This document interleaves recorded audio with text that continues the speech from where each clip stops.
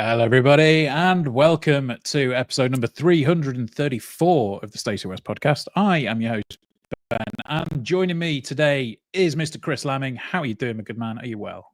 Hello. Yes, very well, thank you. How are you? I'm all right. Yeah, I'm about 300 quid better off after deciding not to go and see Linkin Park at Wembley. Indeed. Which Yeah. we briefly discussed. How I would have loved to have both gone. Obviously, we both spoke about this off air earlier in the week, but cost is just ramps up, doesn't it? It's not quite to Oasis levels of taking the mick money wise, but it's not far off, is it? No, well, I think they avoided the dynamic pricing debacle, and the way they did that was they just made the tickets really expensive anyway. Yeah, they did.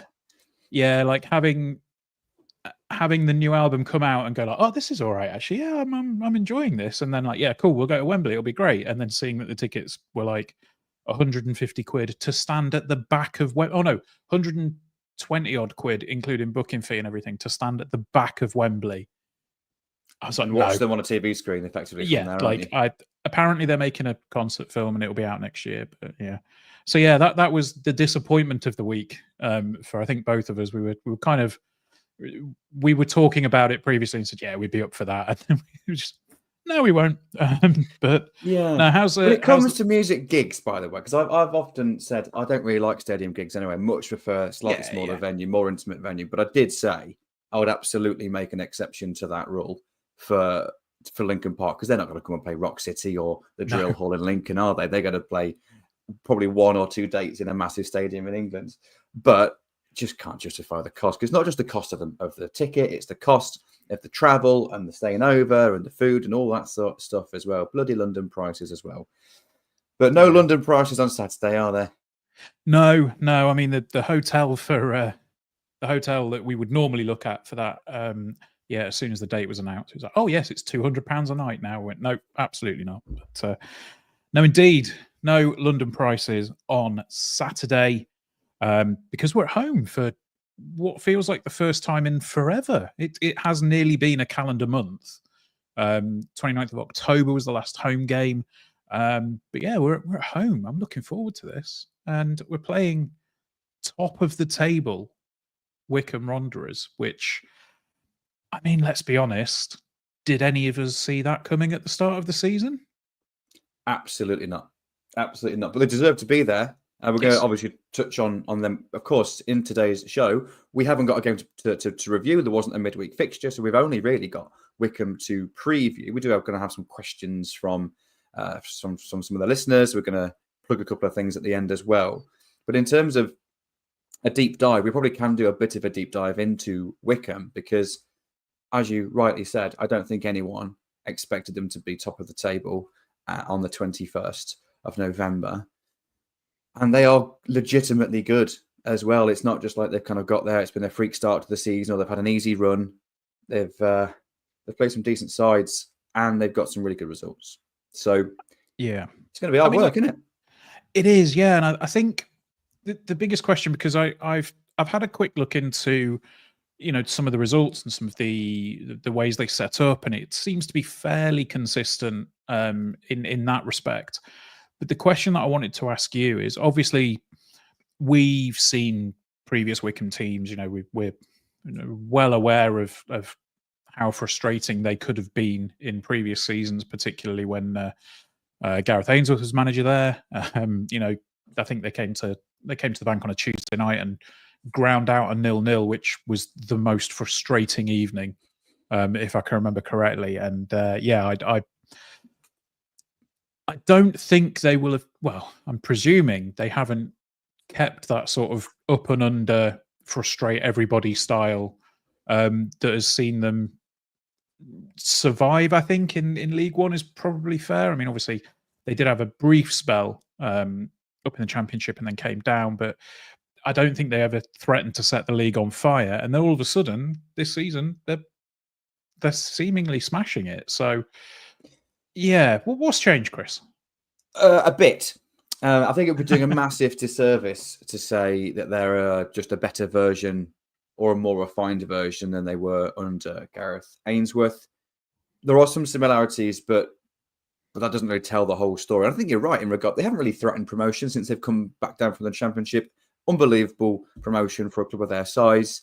Gareth Ainsworth, ever since Wycombe got into League One, their aim each season really was to stay in League One. And they did more often than not stay up quite comfortably, then had that magical season where they went promoted, came down, haven't really struggled at any point, never really seriously threatened relegation, haven't really seriously mounted a kind of a playoff push. They've had kind of outside chances in the last few seasons, but nothing too consistent. But this season they are absolutely smashing it. And what has changed is I normally allow about an hour or so to kind of do the preview element and just look, how do the opposition play?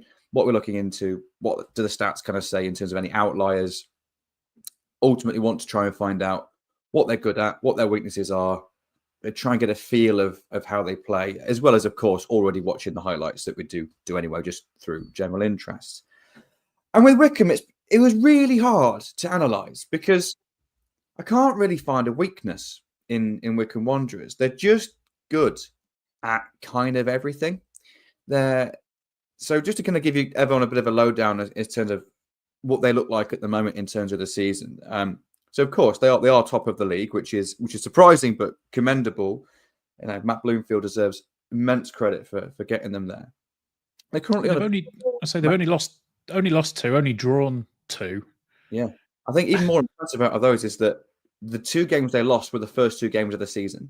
Yes, they were both 3-2 defeats, and they were against Birmingham and Wrexham, so the 2 teams who were immediately below them in the league, so in second and third.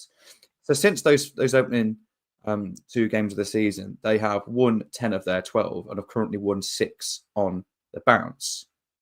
That's just really impressive, isn't it? Now, only 4 matches this season, though, have had a scoreline that separates them and their opponents by more than a goal. So there's a 2-0 win against Rotherham in there. There is I think there's only 3, actually, tell a lie. Yeah, the 3-0 win and the 5-0 win in the last few weeks. It was a 3-1 against Peterborough. Thank you. That's why I wrote down 4 on my list and I couldn't see it when I looked through the list of all the scores. So I think part of us goes into this game, like the standard Lincoln City supporter or any football fan goes into a game against Wycombe and think that's the sort of team that we should be getting a half-decent result against. It should be a competitive game in which, not that we'd expect to get 3 points, but we could expect to get something positive. But I think we need to take almost the club and the name away from the team. That history doesn't count for anything. The 11 players on the pitch, well, the squad, of course, is legitimately good. So they've scored the most goals in League One, which I think is probably the most surprising thing out of the Wycombe side. I think if you were to say Wycombe are top of the league in November, you'd probably expect, they must be really solid defensively, hardly concede anything, and they probably score a few set-piece goals. But that's all true. But also they scored loads of goals from open play. So they scored I've got a few things written down here. There's loads of things written down, so bear with me. So they're top 6 in the league for total shots. They're also top 6 for shots on target. So they're having a lot of shots, but actually a high percentage of those shots are where you want them to be. They're on goal. They're 4th in the league for having touches in the box. But they're also the 6th best for shots against. They've scored the joint 3rd most from set pieces, conceded the 3rd least from set pieces, but also scored the 2nd highest amount of goals from open play. So they're not first for anything other than actual goals scored, which is really narrow. But they are kind of top 6 at the top end of the pitch in all the metrics that you measure there. And all the defensive metrics, they're really solid and in the top 6 as well. So if you are pretty solid in both boxes, you're going to be a successful side, aren't you? Well, I think that's the thing, isn't it? When you have that consistency, regardless of, you don't have to be top in the metrics to be top of the table, which is kind of that's the point that you're making. And it is just that consistency of being, good in every area. You don't have to be the best, but it is it kind of goes back to, like successful teams playing well. The obvious example that springs to mind is Keith's side when we were in the playoffs for multiple seasons. It was the club was better than the sum of its parts, and I think that's what's happening there. Is Wycombe are consistently good in so many different areas. They're not the best, but together that is creating a top of the table team. The one thing that I did find interesting actually when I was looking into this beforehand, they only had 5 clean sheets all season. So Yeah. it seems like that seems like there will be goals. And having said that, what should be another 0-0? But it seems like, if you are a betting man, it could well be that, both teams to score would be a decent enough shout, I'd guess.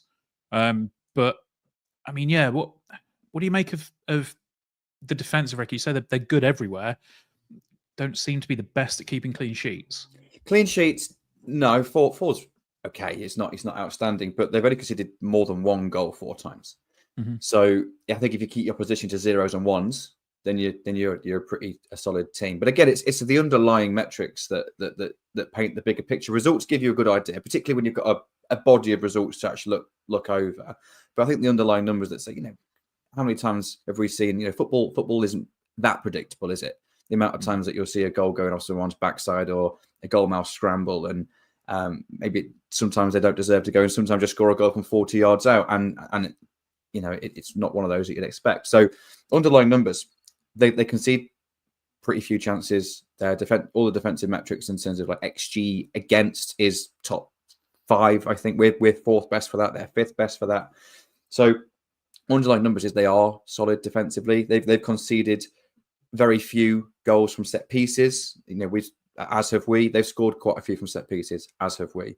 There's actually a lot of similarities between the two teams, other than they've taken more chances than we have. And to be honest, looking at all the numbers in comparison, there's 2 quite similar sides here in terms of style, and they're just a little bit better than us in terms of finishing the chances that they've created off. They've created a few more, not that many more, but a few more.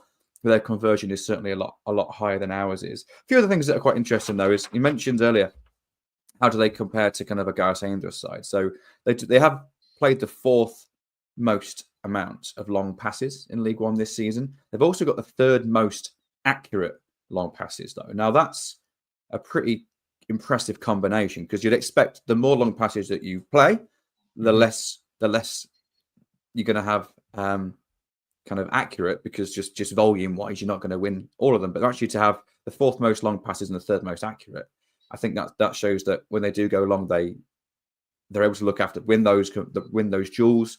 If it is a duel, it might just be kind of a long clip into somebody that's onto someone's chest or into someone's feet. I think Dan Udo is a really good focal point for that. But they only play about 1 in 6 passes long, so they're hardly a defined kind of long ball side. The only things that I could really see that were slightly different, which actually will make an interesting matchup, is that they're slightly dominant in terms of kind of action zones and chance creation on their right side. So a lot of the action is on their right side of the team. Interestingly, ours is on the left. So actually that side of the pitch that we'll see whoever ends up playing left wing back for us, I maybe expect it to be Rico, but we'll see, of course. That could be a really interesting matchup. We expect him to see plenty of the ball, both from an attacking output for us, but also a defensive element from Wycombe. But yeah, I've got all these things written down. I've spent so much longer trying to analyse Wycombe than I have in lots of other teams this season. Can't find a weakness. Can't find a defined style in saying that they definitely do this. They're this type of team. They're kind of just solid across the park. And I think that's like you say, a team that's greater than the sum of their parts is probably the best definition of this. Though I think there is a special mention to one particular player, which is Richard Kone. Now, Richard Kone is a player who I love his story. Richard Kone was signed by Wycombe from Athletic Newham, all the way down, I think, in the 10th tier of English football.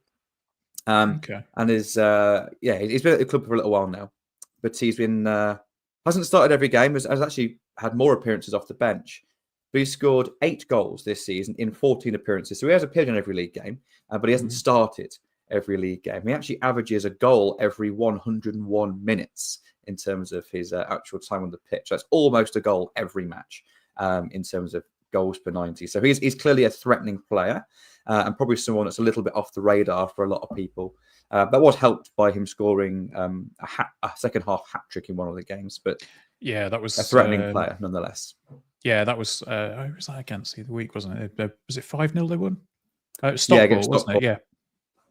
Yeah. Yeah. I had seen that, and the other one that really stood out to me, and I want to read this so I don't butcher the name, is Fred Onyedinma.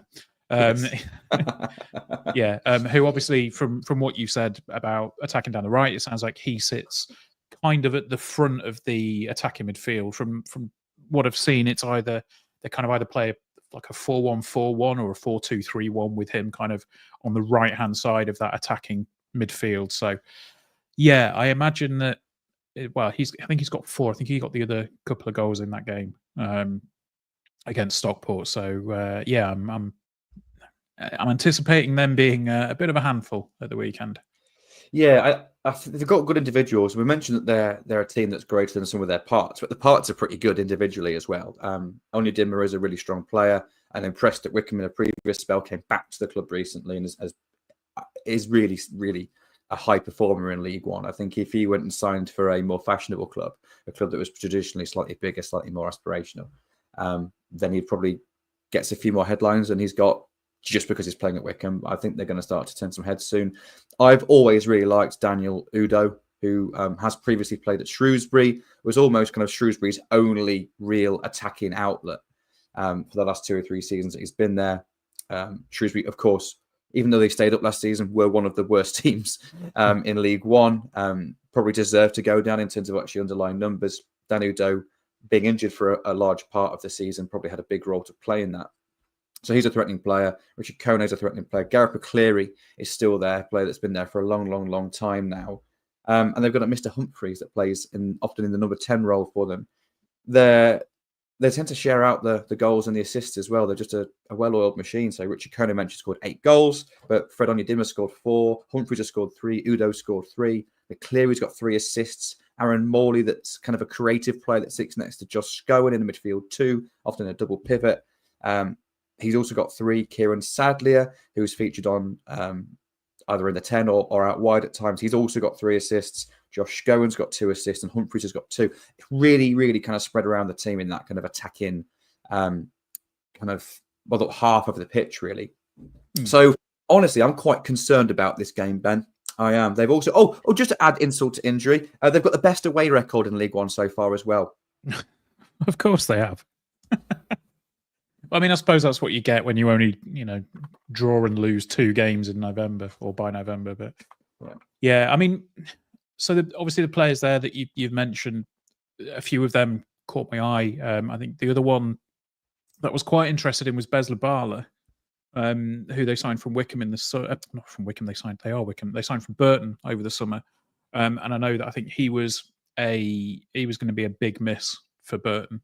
And I was kind of expecting him to see more of him, but I think from what I've seen here, he's started 2 games and he's come off the bench 6 times and he's only got 1 goal so far. So, I mean, he was the standout player in a poor Burton side last season. So I think the fact that he's not getting minutes just shows that, they do have quality pretty much everywhere.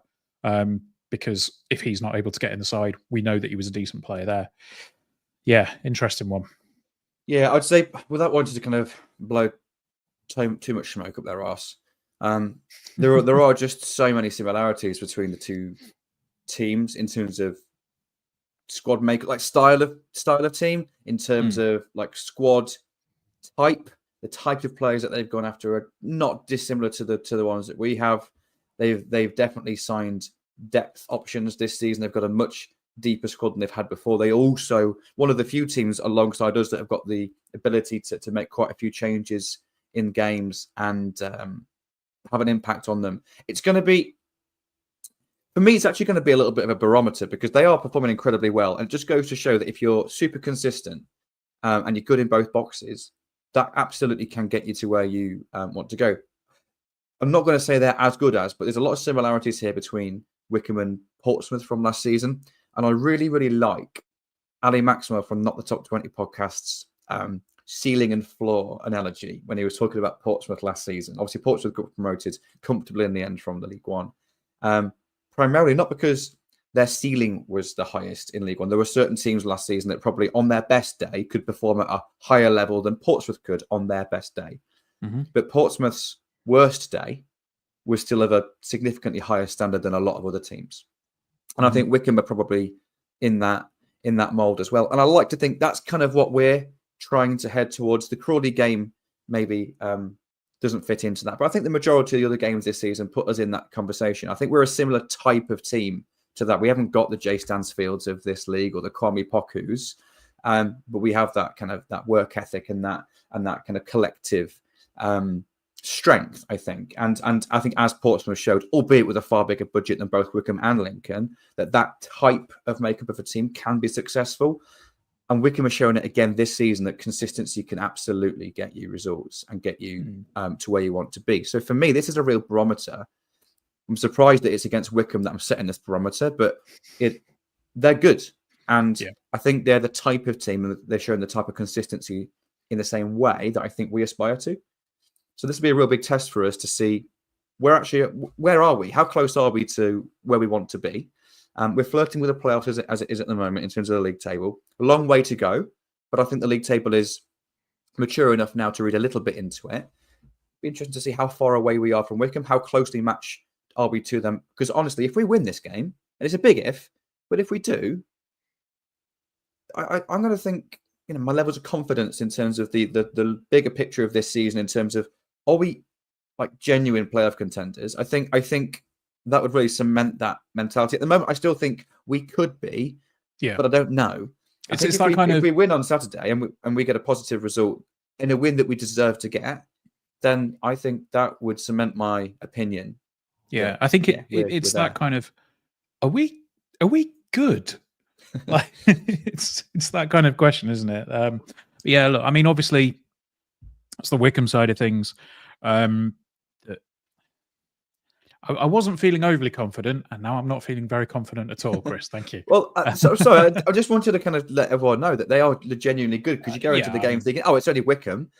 And I really don't want that to come across as negative, but it's the mentality that Wycombe have historically either been a League Two side or a very mid-table League One side, and they're not anymore.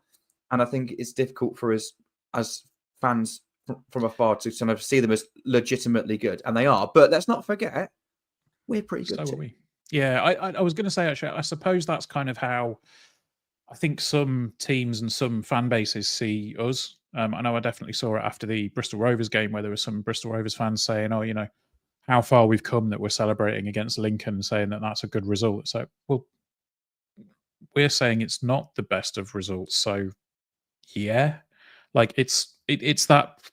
I think you mentioned about the parallels between the two. I think there's more than we probably think when you look into it a little bit more. But so yeah, let's talk about our side of things, because we obviously have a potential situation. We were hopeful that the press conference would be live today, so we could maybe make a bit of an analysis on that. But as it stands, we've not heard it.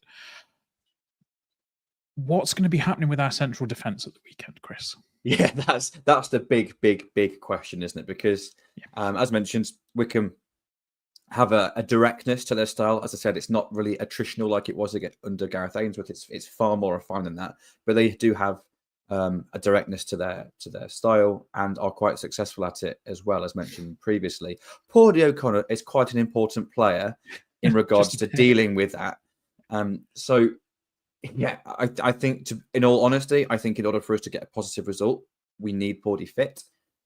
Michael, at the end of the Exeter game, seemed reasonably confident that Paudie hadn't picked up a serious injury, but we don't know how long it is going to be. And again, we haven't got confirmation of that. So if he is fit, of course, I expect to see him start with Lewis Monsma and Sean Rowan either side of him in a back 3/5, of course, with Doriqua, and then whoever you want to pick left wing back, whether that be Duffy, whether that be Hackett, whether that be Jeffries, whether that be Ring. We've got options, of course. If Pordy O'Connor isn't fit, I don't know. I think the obvious is that Tendai Doriqua will slot in at centre back, as he did for the second half against Ipswich. We'd see Lewis Monsford go central. Ipswich? Though, where the hell get Ipswich from? Exeter. Jesus. Where the hell did Ipswich come from? I don't even play in the same colour, not the part same of the country, almost opposite parts of the country, really. Baffling. I'm kind of with you. Like that's the overriding question, isn't it? It's just kind of what happens if Pordy isn't fit. I mean, obviously, we know that it takes a lot to stop Pordy playing. It sounded like, from Michael's comments after the Exeter game, that he said, "Oh, well, I could carry on. I could go on if you want me to." It's like, well, you need to look after yourself first and foremost. Specifically, I can carry on if you want me to, but I can't. I just can't run. Yeah, that's quite an important part of football. I think is being able to run. Then what was his name? The guy that played centre back for Luton in the National League. Oh, what's his name? Big guy. Had grey hair. He played the game pretty successfully and never seemed to need to run. That's very true. I think I remember who you mean. Oh, what's his name? Oh, anyone in the comments watching, please put his name in the comments. It's going to really annoy me. Yeah, look, I think you're right. If Pordy is fit, even if he's, I would take an 80% fit Pordy O'Connor over having Doriqua moving into the centre back position, and that is not a slight on Tendai Doriqua at all. Andy Brown is saying Boswick. Sadly, I don't think it would have been Michael Boswick on that one. But yeah, look, he needs to be fit. If he's not, then yeah, it kind of throws another wrench in, doesn't it, for the game? Yeah, I don't want to be too pessimistic. However, I think if we do have Pordy missing, it's going to have a massive impact on the game. I just really do. I think we can't deny that that's the case, particularly against Wycombe, with the strengths that they have. And that isn't to criticise any of the players that are playing or will be playing. Like we'd imagine Lewis to go central, Tendai on the right, and Sean on the left. But obviously, you do lose that aerial dominance. They've all got capability in the air, but none of them are as dominant as Pordy is. So centre back, big question mark. I think the rest of the team, though, we've got quite a few options, haven't we? Left wing back will be an interesting one for me because Rico's probably our preferred player there, but he has been away on international duty recently. Of course, missed Saturday, and obviously the travel is going to have a big impact there as well.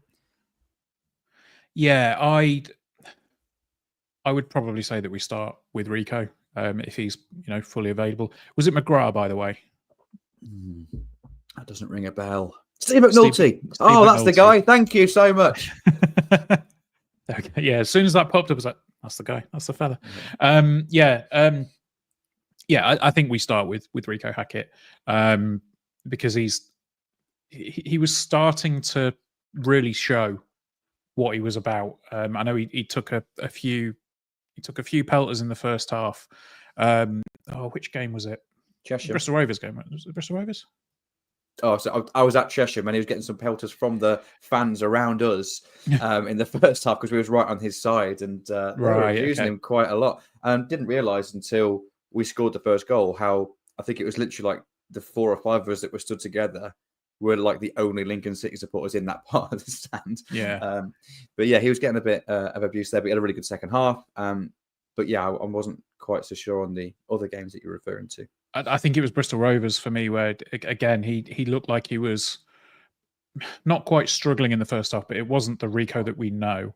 And then the second half, he really kind of, whether he'd had a rocket up him at half time or whether it was just a case of his confidence coming back a bit more. I thought he started to show a lot more of what he was about, and I thought, okay, yeah, we're looking good now. And his link up play with Sean Rowan as well, I thought was fantastic. So yeah, hopefully he can start, and then we'll pick that up and run with it a bit. But again, the rest of the team, even though it may well not pick itself, I think it's that thing that we've said before, isn't it? I'm not too fussy about who slots in where. It's just I really want to see Pordy O'Connor's name on the team sheet at 2:00 on Saturday. Yeah, I expect to see Ethan Arahan start. I think he had a massive impact when he came back into the side on Saturday against Exeter. Obviously, came in at half-time for Pordy and was superb. And I know people have said we haven't missed him or that we've coped really well without him, and Conor McGrath has done an exceptional job stepping in. I agree with all of that, but we're still better when Ethan Arahan plays. And I think that was proven 100%. on Saturday. And I think sometimes you don't realise how good it is until it's gone.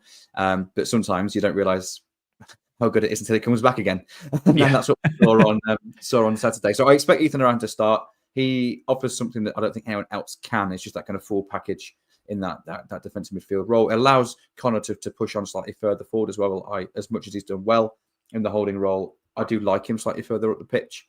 But we've got a whole host of options up there. I think Jack Morland has to play because he was superb against Exeter. If anything, it's hard to criticise Jack, but if anything was a criticism, it was that he had a massive impact off the bench, hadn't necessarily had the same impact from the start, but his impact from the bench justified a start, and then he fully justified that start on Saturday. So I expect to see him start. So it'll be Ethan in midfield with Jack and the AN other. I expect it to be Conor, but we have plenty of options in there. Left wing back, Rico, potentially. I'm probably with you. I think I maybe expect to see Rico start, and then we have options to change. Tendai at right wing back is almost a shoe-in unless he has to slot in at centre back. Ben House and AN other up top. Yep. I think we'd probably stick with what we went with on Saturday. I know some people probably say, "Oh, well, it didn't work because we didn't score," but I thought we didn't look a million miles off it on Saturday. It was just one of those games, I think. So I would hope that a bit of consistency there. Do you think there might be an air of inconsistency around having a front two that aren't quite getting a partnership clicking? I think that's an interesting debate, isn't it? Because it depends on what side of the fence you sit, doesn't it? And I think there's valuable opinions either side. Number one, we haven't got a guaranteed kind of preferred starting pairing. Therefore, that chemistry, if you like, maybe doesn't quite build as much as it would if everyone was playing 90 minutes or a pair was playing 90 minutes more often than not together. But on the other hand, having the options that we have and allowing us to kind of go horses for courses a little bit and stylistically picking the two that are most suitable against different opponents, there's probably benefit in that. To be honest, I think I'm marginally in that camp, but absolutely see the value in the other side. To be honest, I think Ben House has to start. So it's Ben House and who. I think we might see Jovan start this game. I know he missed an opportunity on Saturday, but I think, again, stylistically, his skill set is quite well suited to playing against Wycombe. I don't expect Wycombe to be giving us much space in behind. And Bailey's strength, I think, is that kind of in behind running. Now, if we score early, or if we score at all, to be honest, and go a goal up and it forces Wycombe to come onto us a bit more, then a substitution for Bailey to exploit that space makes total sense. Made sense for him to start against Exeter away because they're the home side. You'd expect them to play a little higher up. So I wouldn't say expect, but wouldn't be surprised to see Jovan start. I know Jovan can do the in behind running, but I think he has a little bit more of a rounded element to his game. Of course, the one part of his game that could do with a little bit of fine tuning is that final action and his finishing. But honestly, everything else he does is really good, isn't it? So he's only going to get better if he gets the opportunity to play. So for me, I think I would go with Jovan. Obviously, haven't seen the lads in training this week. We don't know if anyone's picked up any knocks in training. We don't know who's performed well or not so in training. But just stylistically, if we are going in that camp of who suits playing against Wycombe from the start, I think it's Jovan and Ben for me. But there are so many variables, aren't there? Yeah, absolutely. And it's a nice discussion to have as to which of the strikers are we going to play as opposed to who can we play up there, which we've definitely had over the past few years. Indeed. So, okay, right. Well, it's about that time. We're over half an hour in. So what we're going to do is take a very quick break. We'll say hello to some folks on the YouTubes, and then you'll listen to some adverts. And then we'll come back. We've got a big bit of news to talk about for an absent member of the Stacey West podcast. Indeed. And then we have some questions as well. So we will see you in just a second.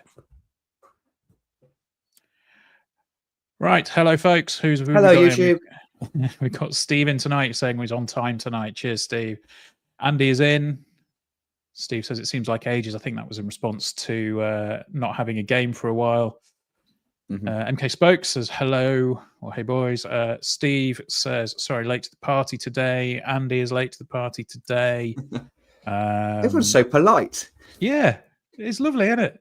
And then we got Harry Jackson. So let's do this in the we'll main mention bit this of in the questions.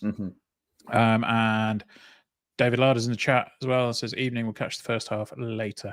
I think very off topic. I think I did drop David a message about something on the Discord, but I should publicly thank him as well for a very kind gift that he gave to me, and I think he gave Gaz one as well. So yeah, very, very much appreciated on that one. So cool, right? Okay, let's come back in. And there we go. So that is our ad break sponsors for the week. I do wonder, Chris, if we're going to have some more custom fast food adverts going forward, because, of course, one of the biggest bits of news for the Stacey West this week is not involving the football. Well, it is involving the football club, but it's more around the foundation and, of course, Gaz. So, for those of you that haven't heard, the foundation every year get a representative that they enter into the London Marathon. And this year, they've chosen Gary. They have indeed. So, yeah, I'm absolutely gobsmacked, and I'm really chuffed for Gary because I know he's wanted to do it for a number of years.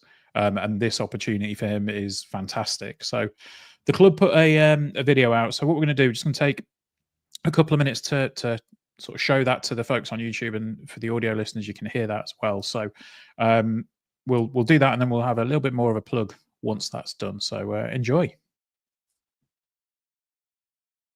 So Gary, it's been confirmed that you are running for the foundation at the London Marathon. How big of an honour is that? It's absolutely incredible honour. It really is. I mean, the London Marathon is one of the best marathons in the world, and for somebody like me who is very much a non-runner, I think it's a once in a lifetime opportunity. And what made you want to do the London Marathon? Martin Hickerton. No, I love supporting the foundation, and I love being able to use what profile the Stacey West site has for good. And the opportunity came up, and as a runner, I was looking for a challenge. And to be able to support the work that the foundation do and undertake that challenge at the same time, it was. People say it's a no-brainer, don't they, when a player signs for a club? But it was a no-brainer. There was an application process as well, so obviously I kind of put my application in and was really hopeful, and now I just feel really excited, not just to be taking part in a marathon, not just to be challenging myself, but being able to do all of that and help so many people hopefully do the good that they do through the foundation. And now obviously you've got to prepare for the marathon. Can you talk us a bit through that process and what that's going to be like? Horrifying. So I've got a marathon plan. It's a 119-day plan which will start on December the 29th. So prior to that, I'm just going to try and keep my fitness up. I've only ever run a 10k competitively before. This weekend I ran my first half marathon distance, just to see if I can. So I'm cutting out all the bad stuff. So I'm going to be drinking a lot less, which will be brilliant over Christmas, I'm sure, and just trying to look after myself and stay focused. I think a lot of the biggest challenge when running a marathon, people have told me, is mentally rather than physically. The human body can do pretty much anything you condition it to do, but you've got to be in the right frame of mind. So taking as much advice as I can and just going from there, really. And is raising money for the foundation going to serve as that little bit extra motivation, with the mental challenges to get you over the line? Absolutely, yeah, 100%. I think if I was just running a marathon, for me, it would be really easy to hit a barrier and kind of go, well, I've given it a go. But when you're raising money, when you've kind of taken on that responsibility, and this is a single marathon place that the foundation have been given, and it's an incredible to be the individual selected to do that. So that's a lot of trust placed in me, and one thing I don't do is misplace trust. So yeah, absolutely, on those cold runs in the middle of January where London and a sunny spring day seems a million miles away, the thought of the end game and the thought of the people at the foundation who I will be helping do the job that they do, the amazing job that they do, it's just such a small part to play, so it'll be humbling and it'll certainly keep me focused. There we go. I don't think we can really put it too much better in that one. But Steve says he says he's a non-runner, and then he says he's a runner. I was looking for a challenge. Really pleased for him. Already offered my advice, says Steve. Look, I don't think anyone would be surprised. Like, we're all delighted for Gaz and horrified for him, probably in equal measure. But yeah, our love and respect goes to him, and we hope that his training goes well. But I think it's just a fantastic opportunity for him, really, isn't it, to get some more money in the foundation? Yeah, huge opportunity for him. Chuffed a bit because, as mentioned, it's something that he's wanted to do for a long time, and anything that Gaz can do to help the football club in any way, shape, or form, he always kind of jumps in 2-footed at. So to have that opportunity is great. Just in regards to, he says he's a non-runner, then he's a runner. I think, obviously, we all know Gary really well. We obviously chat quite a bit away from the Stacey West as well, and he doesn't enjoy running, but he does it because it enjoys the benefit of running. So he's not a runner in terms of experiences the runner's high. We've discussed this before. So I've still yet to experience that buzz that you get from running, other than on the final kind of finishing line at the 10K. But he does. He runs regularly, and this is going to keep him focused. But I must say, Ben, I'm sure you might be with me on this. I'm delighted for Gary. I'm not at all jealous. Yes, 100%. No, I did see there was a couple of comments on the club's announcement that said, "Oh, are they getting the rest of the Stacey West boys?" No. No. I'm happy for him, and I will leave it at that. Yeah, the 10K nearly killed me as it was, but I think we're all delighted. We shan't be joining him, and that's that. So yeah, if you do want to sponsor Gary, check out the site. There is a post on there. I'll also put a link in the description of the podcast once it's up on YouTube and on all the podcast platforms.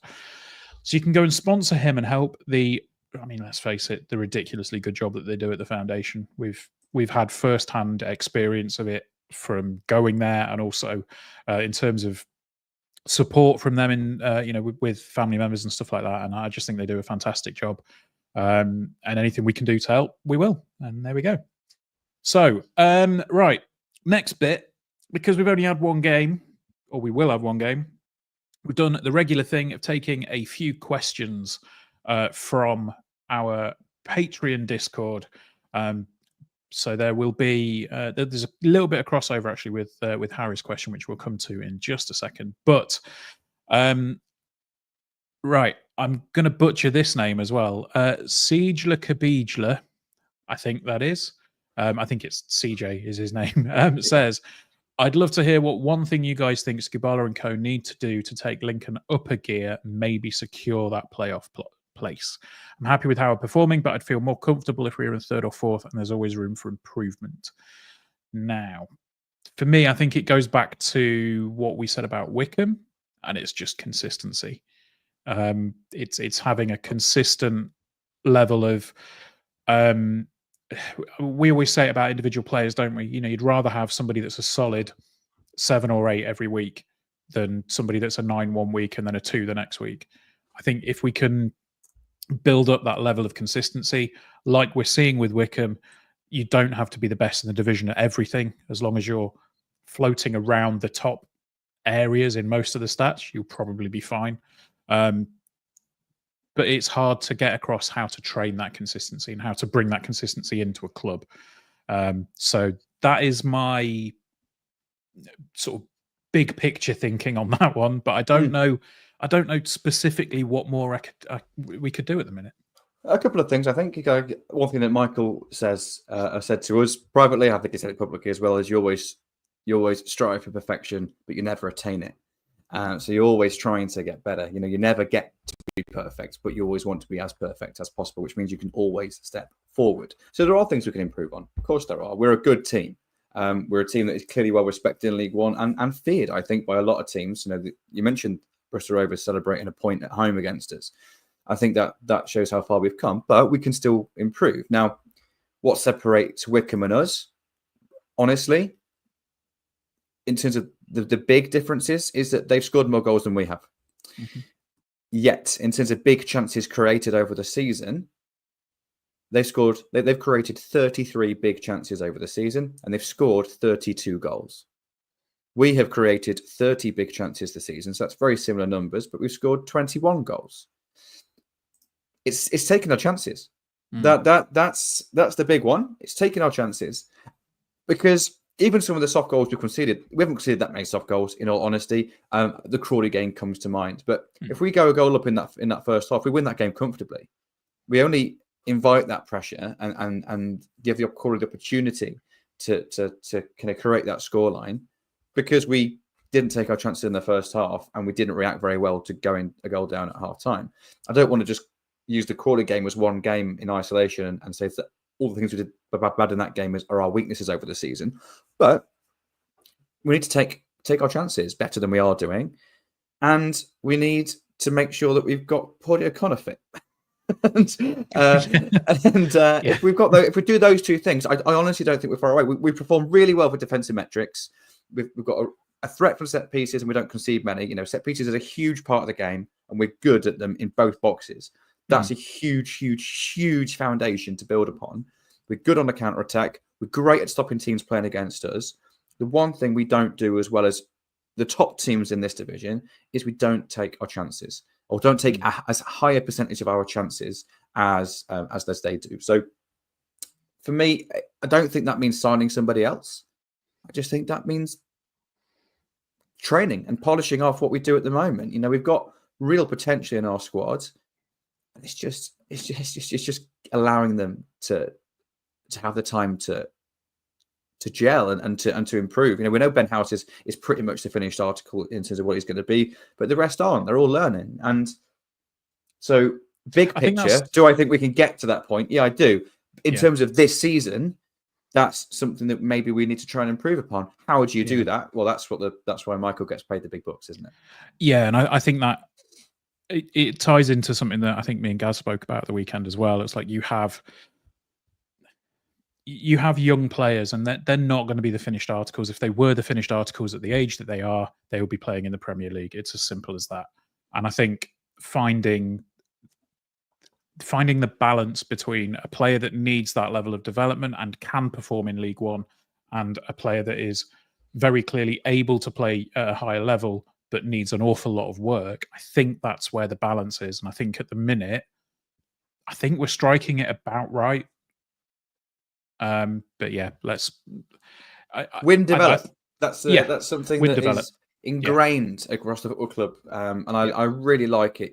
Always want to win, and if you can do winning and develop at the same time, if you can't win, make sure you're developing, but always try and win first. And I love that mentality, and I think we found but there has to be a balance with that, because we can't just go and pay for the ready-made players. Joe Taylor's going to go to Huddersfield in January. How well he did for us last season, but there's not a chance in hell we'd be able to afford to bring him in. He is absolutely a proven goal scorer at League One level. He is obviously got space to improve, but in terms of a striker at this level, he is the finished article. Yeah, we can't afford him, and that's fine. That's the ecosystem that we existed in, and that's the bubble that we're in. That's fine. So there's going to be a weakness somewhere. But what can we improve upon? It's obviously that part of the pitch, isn't it? Absolutely. So, right, the next few questions I think are kind of similar. So what we'll do is we'll group them all in together. So Harry says, given our injuries, do you think we'll bring a centre-back in January? There's a Football League World article suggesting that we're going to bring in a young centre-back from Leeds. Steve says, in Liam's latest talk, which is the Radio Lincolnshire podcast, which is a decent listen if you can catch up on that one. He said in the January window, we'll have to deal with things that we are already aware of, as well as anything that crops up. So that was actually one point that did stand out to me, and I wanted to bring it up as well. So thank you for that, Steve. And then in the Discord, David says, do you think or expect we'll sell any players in January? And Andy asks, if Pordy leaves in January, who should take over as captain? So we'll maybe deal with the last part of that last, but everything else, I mean, will we be bringing in a centre-back in January? I think that's kind of a given at this point, even if it is going to be for cover. I can't see us going the rest of the season relying solely on the centre backs that we have at the moment. And that is, again, not a slight at all, but you're seeing what happens when one or two of them take a little knock and you think, oh, yeah, I mean, obviously Tom Hamer's more than a little knock, but, you know, 2 injuries and all of a sudden we're looking very, very light. You know, we're worried about Pordy. Yeah, there's a few things. I think that's the main part of the pitch. Although our weakness or perceived weakness is the other end. A reason that we're so strong defensively is because of the personnel that we've got there, and that the pool of players there is obviously diminishing at the moment. Pordy, of course, is huge. We'll touch on him in a moment.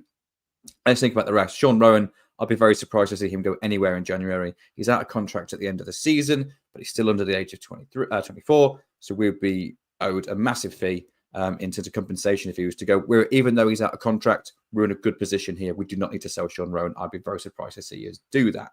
Mm-hmm. We don't have another left-sided centre-back, though, in case Sean picks up an injury. Now, Sean is pretty robust. You know, he's pretty durable. We brought in Saxon early because there really wasn't a backup left centre-back. So we brought in a defensive left wing-back who, if at a push needed to, could play at left centre-back. Saxon has hardly kicked a ball for us, in all honesty. Wouldn't surprise me to see him go back to Plymouth. Tom Hamer, of course, is out long-term, and he is someone who has slotted in at both the left and the right side of centre-back so far this season. Jacko is still out injured. He's close to a return, but he's not there yet. And again, we don't know how long it's going to take for him to get back up to speed. Lewis Monsma is out of contract on the 31st of December, of course. Now, I would love to see us offer him an extension, but we don't know if that's going to be the case.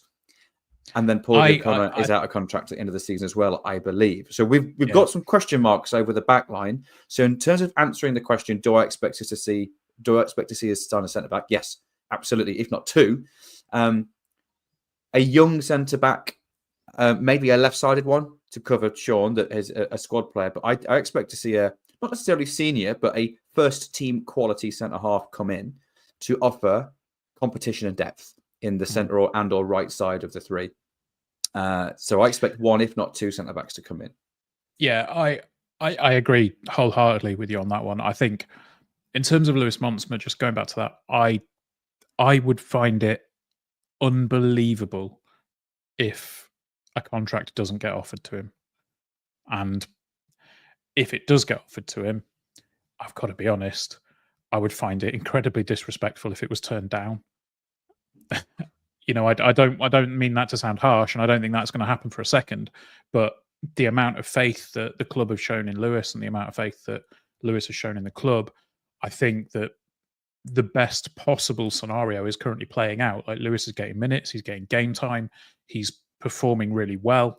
Admittedly, the circumstances that he's doing that through haven't been the best, but he's getting minutes week in, week out at the moment. And I think the perfect culmination of all of this is for him to get a longer term deal at the end of December to take him through for a year or maybe 2 years with us going forward. Agree with everything you just said. Yeah, absolutely agree. But as it stands right now, there is obviously a question mark over that. So there are a lot of question marks over the centre half position. So I fully expect us to see us. Maybe I wouldn't be too surprised to see us sign a permanent centre back in January. I couldn't tell you for a second who that might be, but that might be a little fun thing to do at some point in the next few weeks, just to have a little look at who might be available and who might be the sort of profile we'll go after. But short answer to the question is yes, basically. Yeah, but 100%. Probably not the Leeds guy. I think that's, I'm not saying it is lazy journalism, but it's very easy to make the Skubala and Leeds connection. Think, linking the shorter centre halves. They'll probably get one from Leeds then because Michael Skubala used to work there. I think that's just, the club are smarter than that in regard to their recruitment. Now, they may well have identified a player at Leeds who fits perfectly, and it might be coincidence, but there's been quite a lot of articles over the last year linking Leeds United youngsters to Lincoln City. And I don't think we've signed a single one, have we? No, not yet. Not yet. With regards to Paudie O'Connor, there are obviously some pretty striking comparisons to another defender who was out of contract at the end of the summer. And we had to make a decision in January as to whether we sold him or whether he stayed with us. Ultimately, stayed with us and left at the end of the season on a free, and that was obviously Regan Poole. Now, I seem to remember that at the time, people weren't necessarily upset that Regan Poole stayed with us in the January. Obviously the fact, yes, he's staying with us, excellent. We're going to play really well with him in the team. And then when it got to the end of the season, I think there seemed to be a bit of a split. It wasn't quite 50-50, but there was a few grumbles of, we should have sold him and got some money for him at the time. But which would you be more pissed off with at the end of the season? If we sell Paudie O'Connor in January for a decent enough fee, given that he's got 6 months left on his deal, or with that and we finish 7th, or Paudie O'Connor stays with us, leaves on a free at the end of the season, and we finish in the playoffs. Yeah, easy decision. We keep him. For me, easy decision. And I think there are some similarities here to Regan Poole. Interesting you brought that up.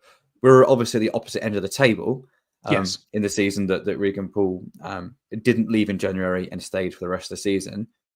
We felt at the time the value for Regan was on the pitch because we didn't want to go down. That was hugely important for us to stay in League One at that time. Now, obviously, we ended up staying up comfortably, but that's really weird. Gary's just popped himself into the green room. That really put me off.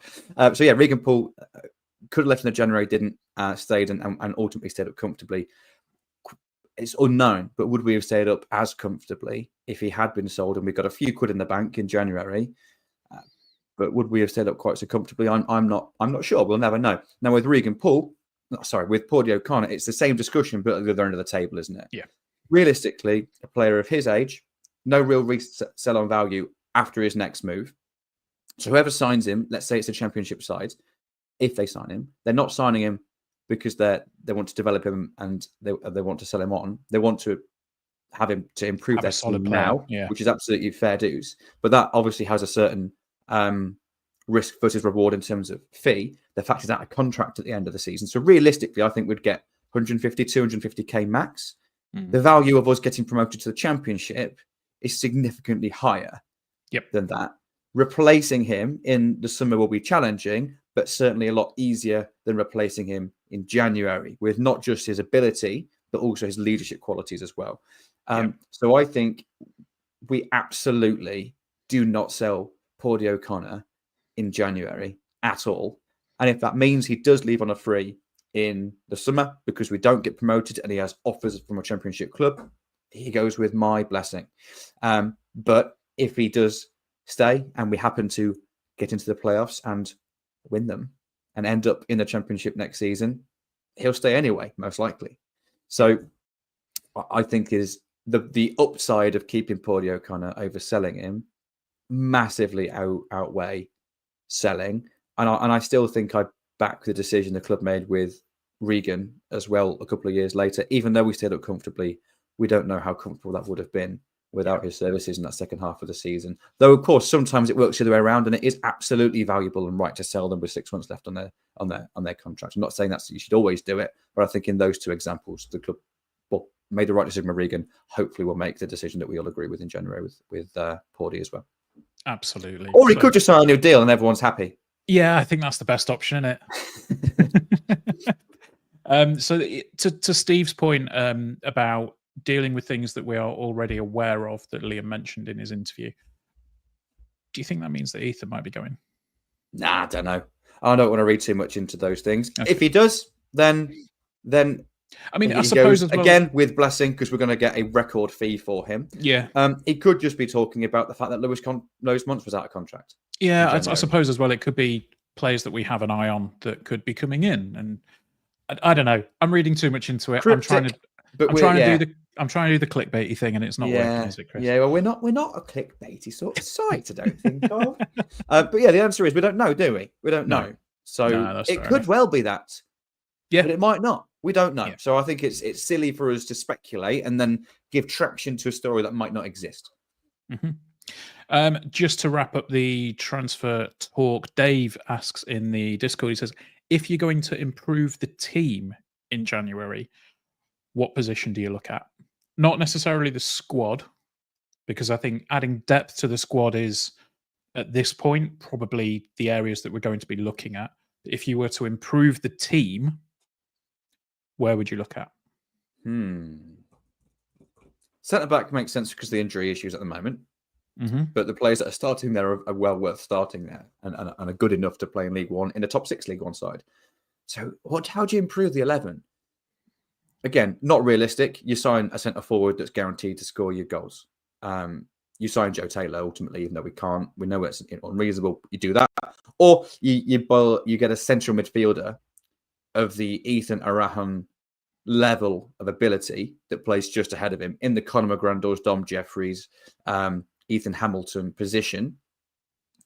And they're great players. They're really solid workhorse players.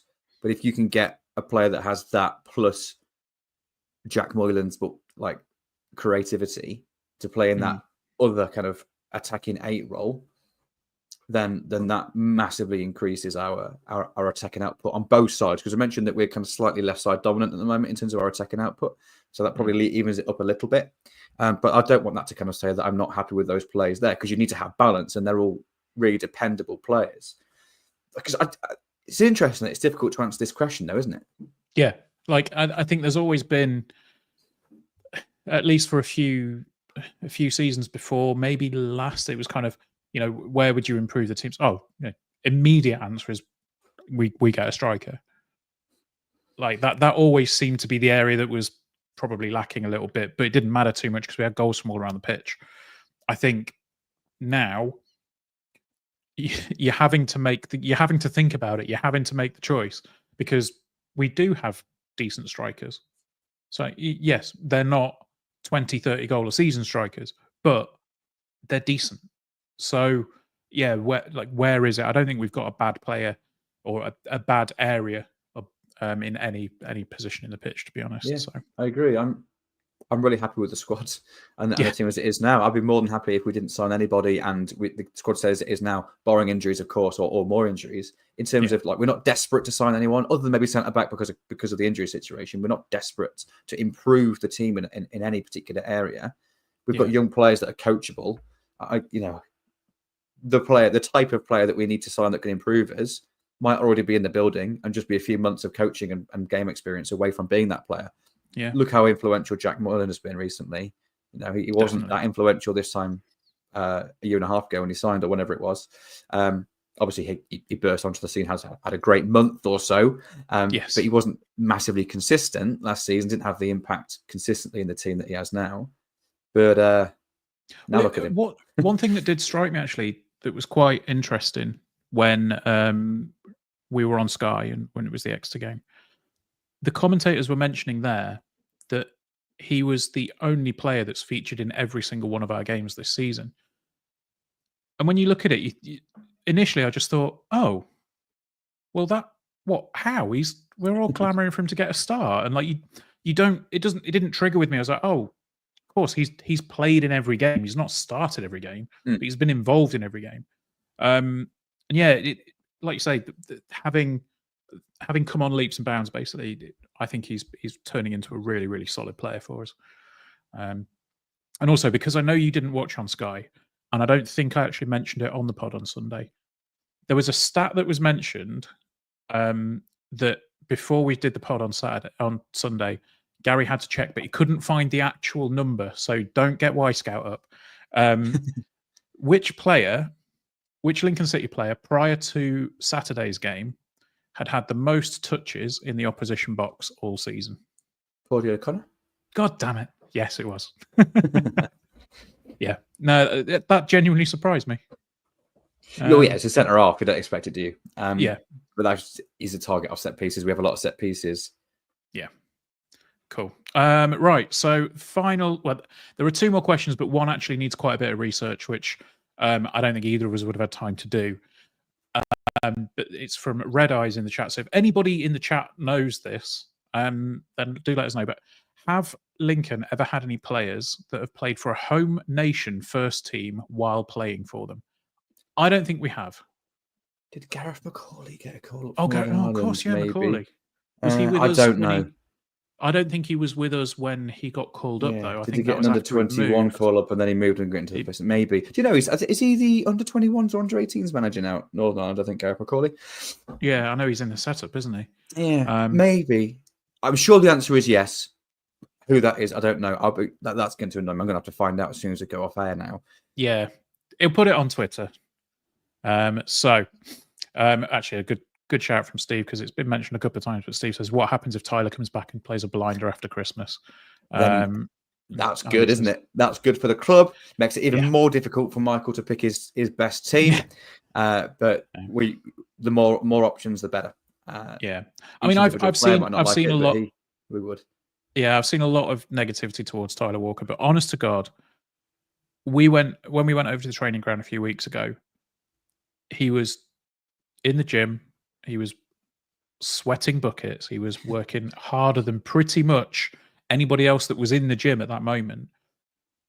He's not sitting at home, watching This Morning, trying to put his feet up and just steal away just some people. He's trying his best to get back into this team. I think. I feel desperately sorry for him, and I do understand the negativity because people don't see that, and that's understandable. Yeah. But also, we're paying his wages. We like to imagine it's a reasonable sum, certainly competitive, and we're not getting the value on the pitch for that cost. And as much as there's the human element, which is absolutely legitimate, as you just mentioned, from a purely fans' perspective and taking the human element out of it and just looking at pure numbers and fan experience, we're not getting the value on the pitch from Tyler. So I understand the negativity, but there's not a single Lincoln City player or supporter that wouldn't want Tyler Walker to recover and perform well, just the same as we did with Lewis Monsma. Whether you think it's likely or not is your own opinion. But we all want it, don't we? Yeah, definitely. Yeah, I am keeping it crossed for that one. So yeah, final question, because I'm aware we are pushing time a little bit, but we didn't actually answer Andy's question, which will actually be very kind of links in. Andy says, if Paulie leaves in January, who should take over as captain? For me, it's the same person who I'm going to answer this next question with. So keep that in mind. But he says, player of the season so far. There's probably an obvious answer here, but so many others have played well. So I'll let you give your shout for player of the season so far, Chris. Oh, it's so difficult because there are some really top performers. They're all defenders. Borgie O'Connor's up there. Sean Rowan is up there. I think gets overlooked so often, is so dependable. But Tendai, I think, just nudges it for me. But I don't know if it's because he's legitimately good, which he is, but is it just because I'm comparing him to Lass and I'm surprised that we've been able to replace Lass so well? But Tendai, that's a credit in itself, isn't it? That Tendai's been able to do that, but also hit the versatility shown to effortlessly slot in at centre back as well when needed to. So I think Tendai gets it for me, but there are some really top-notch performances so far this season from a few. Yeah, my answer is Tendai as well, and goes for the same answer to who do we think if Paulie does go, who would be the captain? I think Tendai is the perfect man. But you have actually given near enough a word-for-word answer as CJ, whose Discord name I'm not going to try and recreate, but he says, I'm trying to decide if Dariqua is player of the season because he's genuinely exceptional or whether I'm just surprised at his impact, given how different his profile was from everyone else that we signed. Virtual shaking of your hand there. Virtual handshake there. So, right. Okay. That is pretty much all of the questions that we had. Thank you to everybody that's submitted one. If you do want to get involved, patreon.com/Stacey West, and then you can get access to the Discord. But I think there was one more thing that you wanted to chat about briefly before we wrap up, Chris. Oh, yes. This is really good. So for anyone who is a fan of the Football Manager video game series, you all know I am, of course. But also for anyone who's a fan of Lincoln City, who I think most of us who will be listening probably are. On the FM show, podcast, literally called the FM Show Pod, on YouTube or on any device that you listen to your regular podcasts on.